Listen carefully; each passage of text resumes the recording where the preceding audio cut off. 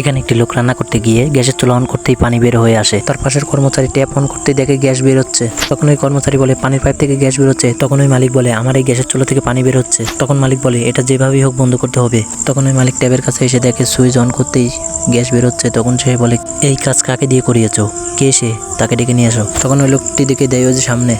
তখন ওই মালিক মিস্ত্রির কাছে যায়, যে বলে তুমি কি কাজ করেছো, পানির পাইপ থেকে গ্যাস বেরোচ্ছে আর গ্যাসের পাইপ থেকে পানি বেরোচ্ছে একই রকম দেখতে, তো পাইপের জন্য হয়তো ভুল হয়েছে, আমি এখনই ঠিক করে দিচ্ছি। তখন মালিক তার কর্মচারীকে বলে তুই এই মিস্ত্রিকে কোথা থেকে ধরে নিয়ে আসছিস। তখন তার কর্মচারী বলে এই মিস্ত্রিকে খেতে দিলেই হবে, আর যদি খেতে না দিতে পারেন তাহলে কিন্তু 5,000 টাকা দিতে হবে। তখন ওই মিস্ত্রি বলে হ্যাঁ ভাই তুমি ঠিকই বলেছো। তারপর মিস্ত্রি তাকে বলে কাজ সব ওকে হয়ে গেছে, আপনি যা চেক করে দেখে নিতে পারেন। তখন সে ট্যাপ অন করতেই আবার আগের মতো পানি বের হয়ে আসে।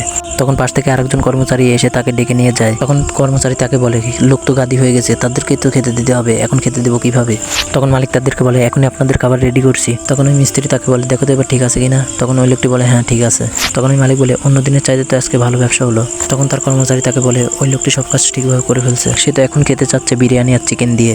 তখন তার মালিক বলে আমার মাথায় একটা বুদ্ধি আছে, আমি যখনই তোকে খাবার আনতে বলবো তখনই তুই একটি করে ডিশ ফেলে দিবি, ফেলে দেওয়ার পর বলবি ভাই চিকেন ডিশটা পড়ে গেছে।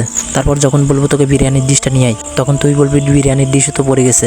অবশেষে শুধু তাকে ডাল দিয়ে ভাত খেতে দেবো। তারপর মালিক ওই মিস্ত্রির কাছে গিয়ে বসে এবং সে তার কর্মচারীকে খাবার আনতে বলে। তখন ওই কর্মচারী এসে বলে আমি বিরিয়ানির ডিশ ভেবে ডালের ডিশটাই ফেলে দিয়েছি। তখন ওই মিস্ত্রি বলে তাহলে এবার আমার 5,000 টাকা দাও।